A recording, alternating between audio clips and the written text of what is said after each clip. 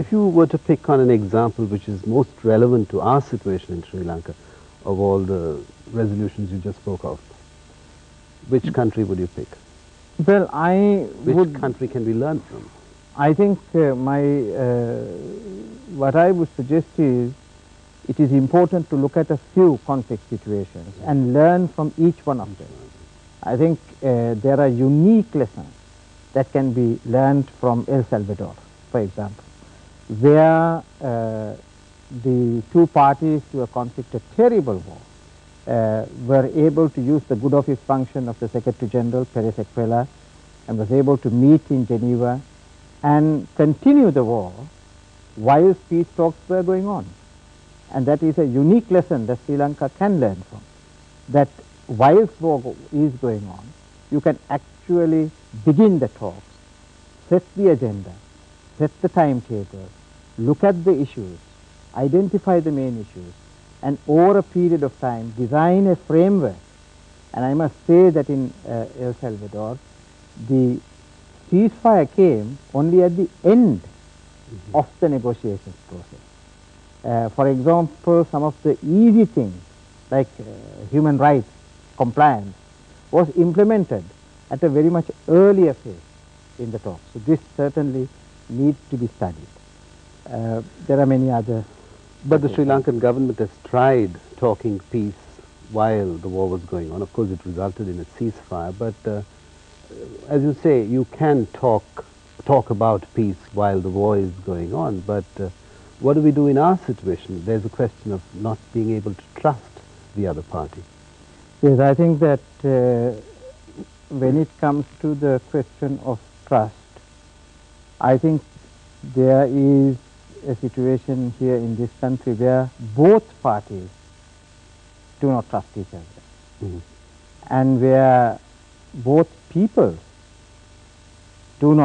may not necessarily trust each other's intentions.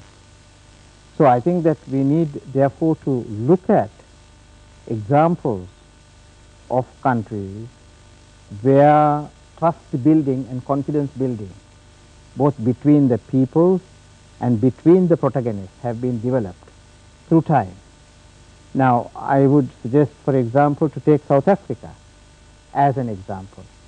Here was a enormously unjust system, the apartheid system, which had dominated South African politics for centuries. And everybody feared a violent overthrow of the apartheid regime and a terrible consequence to the white minority population. Many predicted violent ethnic conflict to befall that nation. But we know that in South Africa, because of the astute leadership of both de Klerk, who represented the white community, and Nelson Mandela, who represents the black community and the ANC, together were able to develop a consensus, which is what I call the bipartisan approach.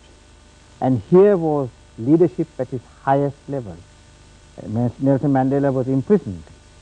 He was imprisoned for many years, but he came out of prison without bitterness, without wanting to take revenge, but he came as a peace messenger and brought out a message of reconciliation. So again, from South Africa, we can learn enormously about bipartisanship, about how to build a culture of negotiations and reconciliation. There were many attempts during even now in President Mandela's time. Archbishop Tutu, for example, was a member of our board to take revenge against the white regime, against the perpetrators of crimes. But the primary intention of Nelson Mandela and the government was reconciliation. And I think that worked. And so there are many examples that Sri Lanka has to learn from.